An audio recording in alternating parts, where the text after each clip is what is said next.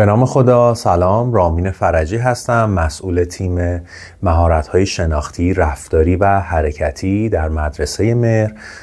ما با بچه‌های شما روز شنبه و سه شنبه، یعنی برای پایه‌های پیش دبستان تا سوم روزهای شنبه داریم و برای چهارم و پنجم و ششم روزهای سه شنبه کلاس داریم با بچه‌های شما و ممکنه ما رو به عنوان کلاس مهارت‌های رفتاری یا کارفا بشناسن. این ویدیو رو ضبط می‌کنیم برای اینکه یه توضیحی بدیم از طرحی که داخل مدرسه تا به امروز انجام شده، یعنی از اول مهر ماه تا آخر دی ماه و چه فعالیت‌هایی انجام شده. یه سری از ویدیوهای بچه‌ها رو نشون بدیم و یکم آشناتر بشید که ما دقیقاً چه فعالیت‌هایی داریم انجام میدیم. تو بحث‌های شناختی که با بچه‌ها انجام دادیم، حالا از پایه پیش دبستان تا ششم، تمام این فعالیت‌ها خیلی تفکیک شده و با توجه به سن بچه‌ها انجام میشه. یعنی اگر ما با بچه‌های پیش دبستان یا اول داریم بر روی توجه تمرکز بچه‌ها کار میکنیم، این بازی خیلی فرق میکنه با بازی که پایه سوم یا پایه ششم داره با بچه‌ها انجام میشه. خیلی سعی کردیم مرحله به مرحله اینا رو سخت بکنیم و بازی‌ها با توجه به نظر درمانگرها هستش که این بازی میتونه روی این موضوع اثر بذاره و این اومدیم خیلی تقسیم بندی و گروه بندی کردیم. اول ویدیو من یه چند تا نکته بگم.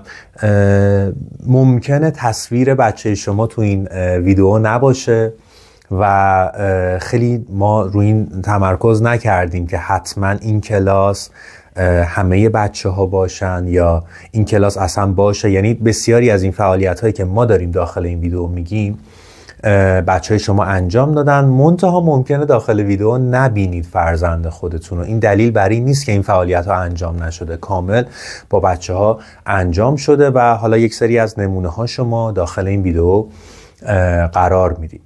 پس گفتیم مسائل شناختی حالا میشه توجه تمرکز که برای هر پایه مختلف بوده، پردازش ذهنی. ببینیم مثلا فرزندان شما بعد از اینکه حالا با پایه های پیش دبستان تا سوم، چون خیلی تو بحث شناختی تمرکزمون روی این پایه هستش، میبینیم که اول این بچه میتونه یه قانون دو قانون رو تو ذهنش بسپره و بعد میایم قانون ها رو بیشتر میکنیم و ببینیم با توجه به این حافظه کاری که داره این قوانین رو میسپاره میتونه یه تصمیم خوب بگیره. یعنی بازی ها پله پله اینطور سخت میشه. یا برای بازی های کلاس چهارمی یا پنجمی ها یا ششمی ها خیلی فاکتورهای مختلف درگیر شده از نظر شناختی. یعنی احتمال بوده، خطرپذیری بوده، تصمیم گیری بوده، تعامل بوده، معامله بوده. یعنی خیلی بازی های مختلف اومدیم انجام دادیم ببینیم مثلا حل مسئله این فرزند چطوره، میخواد یه تصمیمی رو بگیره چقدر مشورت میکنه، یا اصلا تو بازی چقدر همدلی داره، اهل مذاکره است. یعنی تو بحث‌های شناختی که حالا اومدیم اینا رو بررسی کردیم، پایه به پایه مختلف بوده و حالا برای پیش دبستان تا سوم اومدیم حافظه شنیداری، حافظه دیداری، کامل همه اینا در دل فعالیت‌های مختلف مشخص شده و داخل کلاس بعضن تا 4 مربی ما بودیم که بچه ها رو آنالیز کردیم ریز به ریز که هر کودک مثلا تو این بازی چقدر قدرت تصمیم گیریش قویه، چقدر تو این بازی لحاظ مسائل رفتاری که مثلا شکست میخوره قهر میکنه یا تقلب میکنه، تا میبینه بازی داره بد پیش میره ممکنه تقلب کنه. اینا میشه مسائل عدم تحمل شکست. و چقدر خشونت ممکنه نشون بده، یا تو دل فعالیت‌های مختلف چقدر این هیجانه رو میتونه کنترل بکنه و این کنترل هیجان بهش کمک کنه بهتر فکر کنه، یا اینکه نه انقدر هیجان بالاست نمیتونه تصمیم خوب بگیره.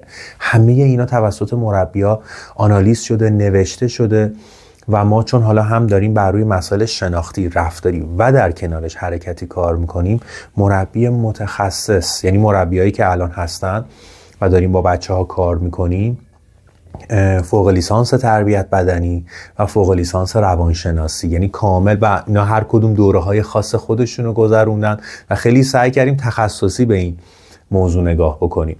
و بعد حالا مسائل رفتاری رو که حین تمام فعالیت ما انجام میدیم، یعنی همون قانون پذیری، چقدر این کودک قانون پذیره، یا اینکه نه همیشه همه جا میخواد حرف خودش باشه.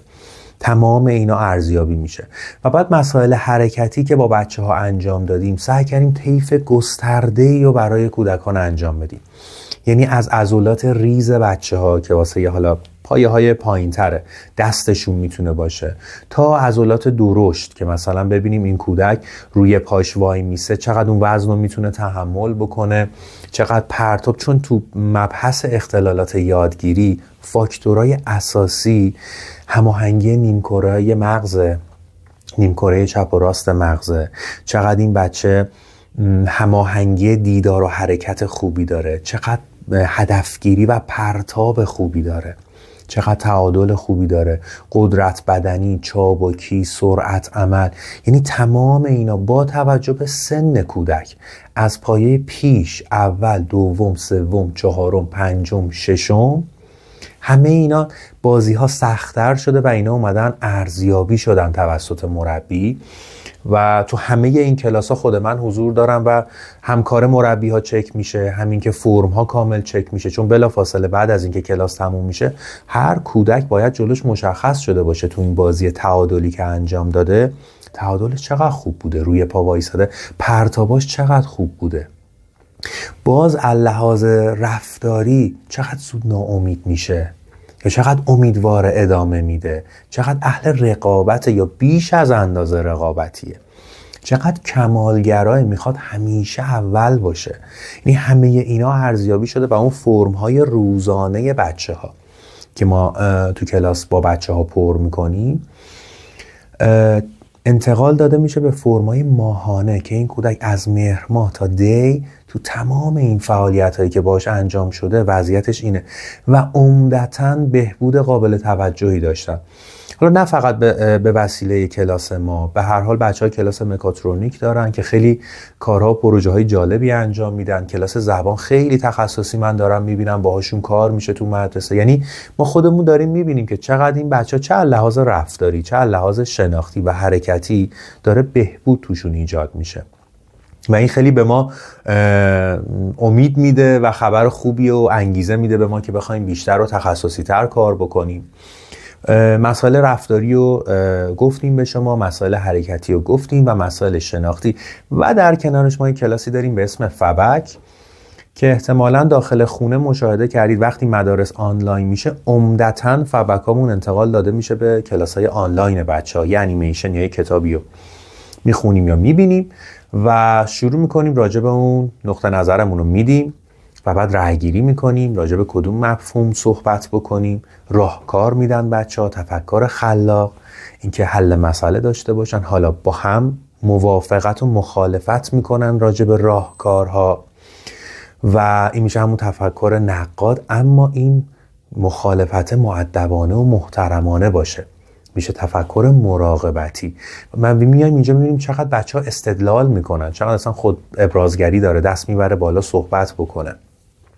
مجموع این طرحی که داره امسال با بچه‌ها داخل مدرسه مهر پیاده میشه بسیار سعی شده با اساتید دانشگاه و روانشناسان متخصص این طرح چکشکاری بشه، صحبت بشه. یعنی خلاصه کلی تحقیق، کلی دوره داره تو این مدرسه انجام میشه و واقعا هم آقای دکتر قیصری بسیار به ما کمک کردن و همین که اعتماد کردن یه همچین طرح علمی و جامعی بخواد داخل مدرسه پیاده بشه خیلی باعث خوشحالی ما بوده و همچنین معاونین مدرسه و معلمین بسیار همراه ما بودن توی این طرح و کمک کردن به ما که طرح بهتر بخواد پیش بره.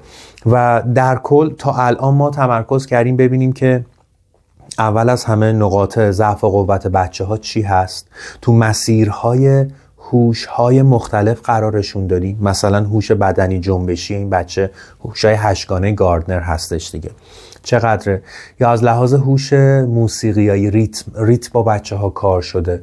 تا اونجایی که تونستیم سعی کردیم عبور بدیم از هوش‌های مختلف بچه ها رو، یا همین تفکر منطقی یا استدلال ورزی هم توی بازی‌های شناختی و هم توی کلاس‌های فبک با بچه‌ها ارزیابی شده.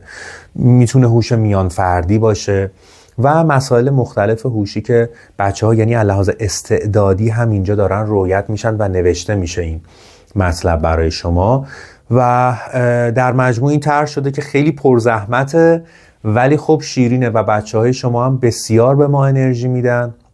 امیدواریم بتونیم دیگه از بهمن ماه، بهمن، اسفند و فروردین و اردیبهشت طرح ما بره روی حل کردن مسائل بچه‌ها. مثلا اگر این کلاس مشکل قانون پذیری داره، فعالیت‌ها بیشتر به اون سمت بره.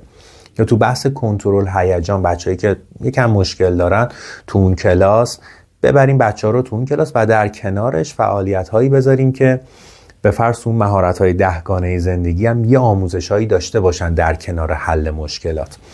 و حالا تو کلاس‌ها 2 تا الی 3 تا فعالیت انجام میشه هر زنگ و اینا اثر خودش رو داره. خیلی ممنون که این ویدیو رو مشاهده کردید. باز اگر هر نظری بود ممنون میشم به ما انتقال بدید و اینکه اگر احساس میکنید فرزند شما تو یک موضوعی میتونه بهتر بشه، مثلا تحمل شکستش پایینه، اضطراب داره یا کنترل هیجان یا حتی از لحاظ درسی حس میکنید دیکته هاش خوب نیست، تو بحث یادگیری ما میایم میتونیم ویژه‌تر داخل مدرسه تایم بعد از مدرسه به صورت فوق برنامه و گروهی با بچه ها کار بکنیم. البته ما میدونیم تقریبا مشکلات بچه ها رو و نقاط قوتشون رو، میتونید با مدرسه صحبت بکنید و اینو به صورت فوق برنامه بعد از مدرسه داشته باشن. بچه‌هایی هم که طیفشون یک مقدار شدیدتره نیاز به درمان فردی دارن، ولی خب اون طیفایی که کمی حالا کوچیک‌تره، مشکل اونقدر دیگه حاد نشده، خیلی میشه در قالب این کلاس‌های گروهی حلش کرد. ممنون از توجه شما. خدا نگهدار.